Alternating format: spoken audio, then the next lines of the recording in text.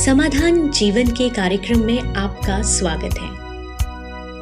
यह साप्ताहिक कार्यक्रम है जहां हम आपके जीवन से जुड़े महत्वपूर्ण प्रश्नों के उत्तर और व्यवहारिक सुझाव साझा करते हैं, व्यक्तिगत संघर्षों से लेकर परिवार और संबंधों की चुनौतियों तक। यह कार्यक्रम उन वास्तविक अनुभवों को छूता है जो हमारे जीवन से मेल खाते हैं। हर सप्ताह हमें याद दिलाया जाता है कि परमेश्वर आज भी हमारे जीवन में कार्य कर रहे हैं, आशा और दिशा प्रदान करने के लिए। मैं हूं प्रियंका और मुझे बहुत खुशी है कि आप हमारे साथ हैं। आइए आज के कार्यक्रम की शुरुआत करें।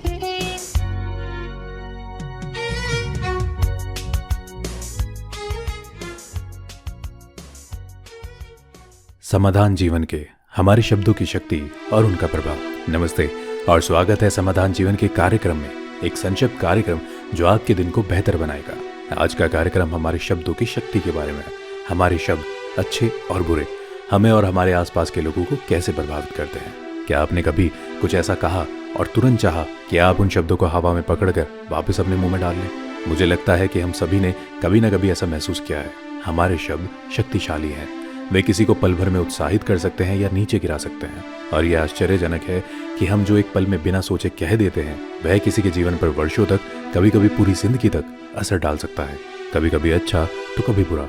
बाइबल में परमेश्वर का वचन हमारे शब्दों के दूसरों पर प्रभाव के बारे में बहुत कुछ कहता है। नीति वचन अध्याय 18 पद 21 में कहा गया है, मृत्यु और जीवन जीव के वश में है। यह कोई छोटी बात नहीं है कि हमारे शब्दों में मृत्यु और जीवन का प्रभाव होता है। और यह सच है, हमारे शब्द मायने रखते हैं और इनके जीवन बदलने वाले परिणाम हो सकते हैं। हम किसी को प्रोत्साहित करके, उनकी क्षमता को उजागर करके, कृपा देकर, समझदारी दिखाकर या बस तब दयालु होकर जीवन दे सकते हैं जब उन्हें इनकी उम्मीद न हो। मुझे लगता है कि हम सभी ने ऐसे पल अनुभव किए हैं जब किसी ने सही शब्द कहे और इससे हमारा उत्साह बढ़ा या उससे उम्मीद मिली। यही अच्छे शब्दों की ताकत है। इनका कोई मूल्य नहीं पड़ता, लेकिन ये किसी और के लिए सब कुछ हो सकते हैं। यह सच है। परमेश्वर का वचन बार बार हमें याद दिलाता है कि हमारी वाणी महत्वपूर्ण है। बाइबल कहती है, तुम्हारे मुंह से कोई अशुद्ध बात ना निकले, परंतु केवल वही जो उपकार के लिए उचित हो, ताकि सुनने वाले को लाभ हो।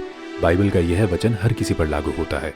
यह सिर्फ कठोर या आशीष शब्दों से बचने के बारे में नहीं है, बल्कि यह जानबूझकर ऐसे शब्द चुनने के बारे में है जो दूसरों का उत्थान करे, ना कि उन्हें नीचे गिराए। कभी कभी यह आसान नहीं होता, खासकर उन लोगों के साथ जो हमें अपने शब्दों से ठेस पहुंचाते हैं। और जब हम थके हुए, निराश या आहत होते हैं तो बिना सोचे बोल देना या गुस्से में जवाब देना स्वाभाविक लगता है उस पल में। इसलिए परमेश्वर का वचन इस विषय पर बोलता है। परमेश्वर की दूसरी आज्ञा, अपने पड़ोसी से अपने समान प्रेम करो। हमारे शब्दों को बुद्धिमानी से उपयोग करने उनके प्रभाव के लिए आधार तैयार करती है। जैसे एक छोटी सी चिंगारी पूरे जंगल को जला सकती है, वैसे ही एक लापरवाह शब्द, एक व्यंग्यात्मक टिप्पणी, एक गुस्से भरा प्रकोप और चीजें बिगाड़ सकती है। रिश्ते खराब हो सकते हैं, विश्वास कमजोर हो सकता है और लोग ऐसी चोटें सहन करते हैं जो बाहर से दिखाई ना दे, लेकिन अंदर से गहरी चोट पहुंचाती है। परमेश्वर ने अपने बेटे यीशु को इस दुनिया में भेजा ताकि हम सत्य को देख सके और हमारे लिए उद्धार का मार्ग प्रशस्त हो। यीशु ने स्पष्ट किया कि हमारे शब्द हमारे दिल में मौजूद चीजों को प्रकट करते हैं। बाइबल कहती है, मुंह वही बोलता है जो हृदय में भरा होता है। इसलिए अगर हम अपने शब्दों को बदलना चाहते हैं तो हमें परमेश्वर को अपने दिल को बदलने देना होगा। उनके वचन में समय बिताकर, उनकी सच्चाई पर मनन करके, हमारी हार्दिक प्रार्थनाओं के माध्यम से और परमेश्वर के पवित्र आत्मा को बुलाकर हम अपने विचारों और दृष्टिकोण को इस तरह आकार दे सकते हैं कि हम कृपा, बुद्धि और प्रेम के साथ बोलने लगे। आज के कार्यक्रम में सबसे आश्वस्त करने वाला विचार यह है, जब हम परमेश्वर के वचन को अपने दिल और अपनी वाणी का मार्गदर्शन करने देते हैं तो हमारे शब्द रिश्तों को ठीक करने और अच्छाई के साधन बन सकते हैं। हमारे पास हर दिन परमेश्वर के चरित्र को प्रतिबिंबित करने का अनूठा विशेष अधिकार है। हम ऐसे लोग बन जाते हैं जिन पर दूसरों को भरोसा हो या जो विश्वास पात्र हो, जिन पर निर्भर किया जा सके और जो प्रोत्साहन के लिए देखे जाते हो। यह हमारे शब्दों के साथ पूर्ण होने के बारे में नहीं है, कोई भी पूर्ण नहीं है। यह इरादे के बारे में है, जागरूकता के बारे में और यह पूछने की इच्छा के बारे में है कि क्या मैं जो कहने जा रहा हूँ वह देगा या लेगा। यह मुश्किल या कुछ लोगों के लिए अवास्तविक लग सकता है, लेकिन ऐसा नहीं है।